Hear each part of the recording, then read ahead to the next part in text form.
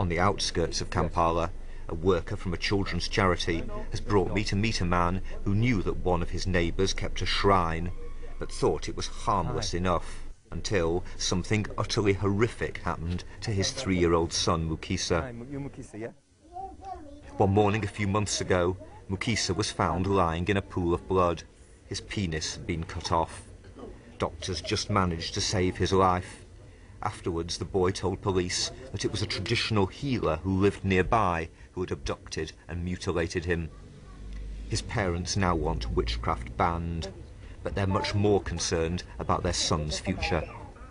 Every time I look at him, I ask myself how his future is going to be, a man without a penis, and how the rest of the community is going to look at him with a private parts that can neither be attributed to a female or a male. Child abductions are not new in Uganda. In the north, in recent years, they've seen thousands disappear, abducted by Lord's Resistance Army rebels. Despite that, people here are no less shocked than they would be anywhere by the new reports of child sacrifice. Deaths aren't always investigated as promptly as they might be. The police lack resources. But the former witch doctor Paulino Angela and Vincent Olling of the charity FAPAD are pursuing their independent campaign against ritual killing. Today, they're heading deep into the bush to convert a particularly notorious witch doctor. First, inside his hut, they need to overcome his final doubts.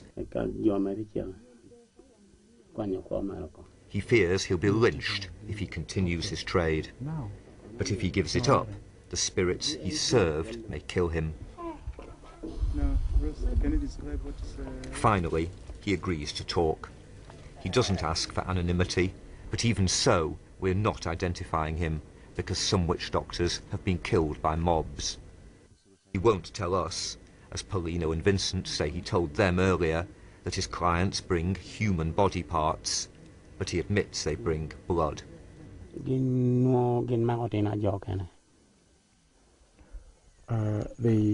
go and capture other people's children and use them for such items required. And then do they bring the heart and the liver here? They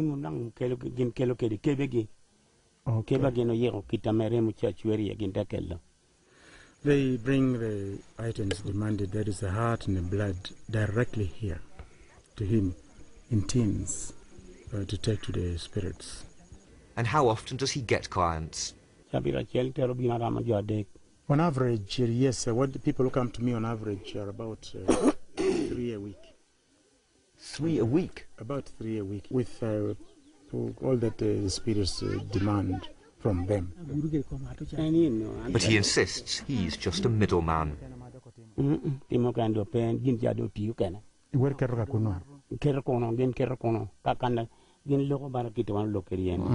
What happens is that I only introduce the clients to the spirits, who go and do direct talking, communicating just face to face. Now, he says, he's abandoning his trade.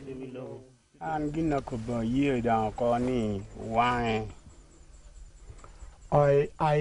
confess and declare that this thing should be banned. He's leading us, as he says he's never led outsiders before, to the spirit's home. And he'll let Paulino destroy it.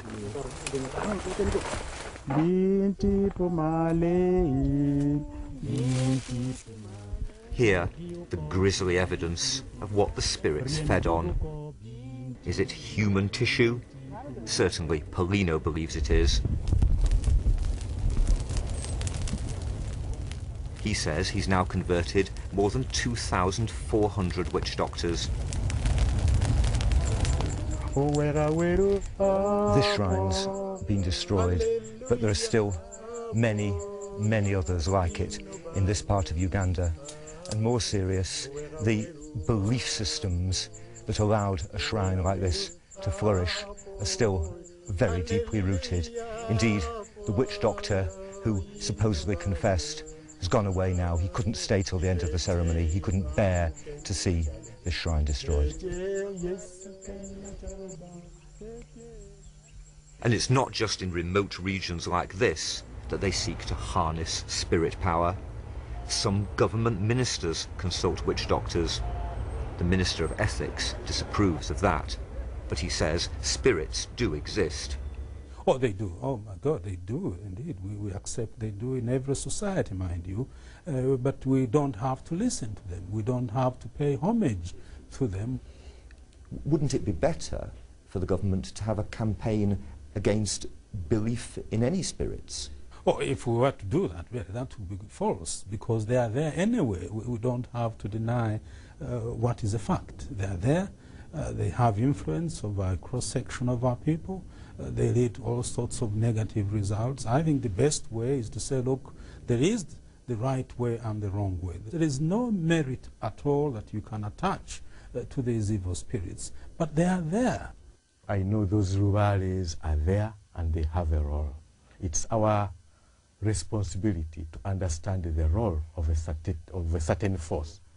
In his shrine in central Uganda, the leader of many of the country's traditional healers is telling a group of development studies students where his powers come from.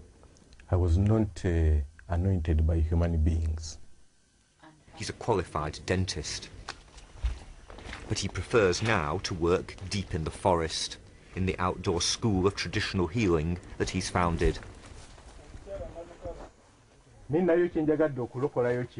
His pupils learn to treat patients using what he calls African science. You call it different names for different purposes. But in our logic, it is not very logical. And for the most gifted students, that involves possession by spirits.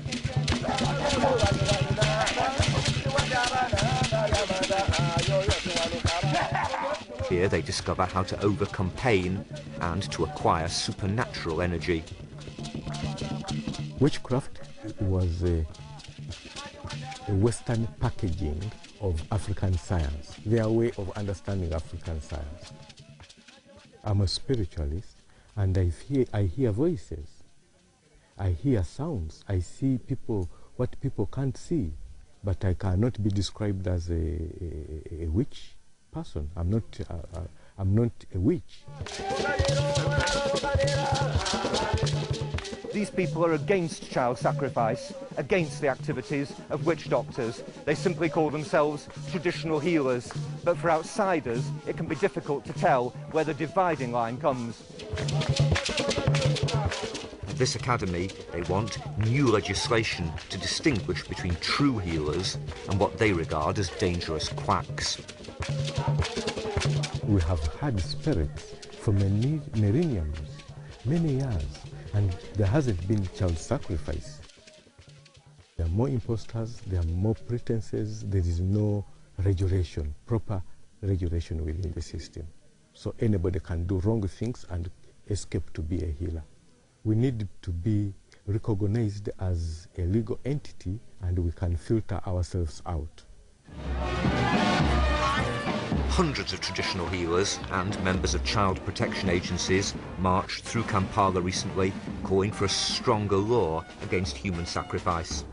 It's a demand that's supported by the government and by the police, though the police say that some witch doctors may actually be boasting of crimes they haven't committed because they want to be feared. I believe there is a lot of pretense. Yeah, I believe there's a lot of pretense from these traditional healers. Of course, there could be those exaggerations, so that, you know, they can, first of all, be looked at in a fearful way, and also for them to raise the prices. In this story, it's hard to know exactly where reality ends and myth begins. Is the reformed witch doctor, Paulino Angela, exaggerating his role to stress the power of Christ? And why has he taken such a big risk now, shocking even close associates by confessing so publicly to crimes that he's never detailed before? Won't he be arrested? I have done this work for quite a long time, and they already know me as a warrior in the drive to end abduction and killing of innocent children. So I think that alone should indemnify me. The least they should grant me amnesty. He'll be relieved that the ethics minister has told us that old crimes should now be forgotten. But Paulino Angela still has a long road ahead of him as he sets off again to cajole or threaten more stubborn witch doctors into giving up their bloody business.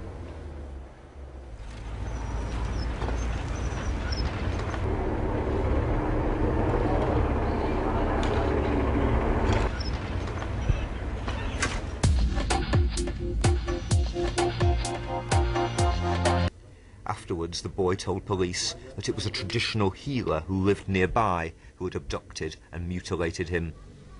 His parents now want witchcraft banned, but they're much more concerned about their son's future. He's going to look at him with a private parts that can neither be attributed to a female or a male. Child abductions are not new in Uganda. In the north in recent years, on the outskirts of Kampala, a worker from a children's charity has brought me to meet a man who knew that one of his neighbours kept a shrine, but thought it was harmless enough, until something utterly horrific happened to his 3-year-old son, Mukisa. One morning a few months ago, Mukisa was found lying in a pool of blood. His penis had been cut off. Doctors just managed to save his life. Every time I look at him, I ask myself how his future is going to be, a man without a penis, and how the rest of the community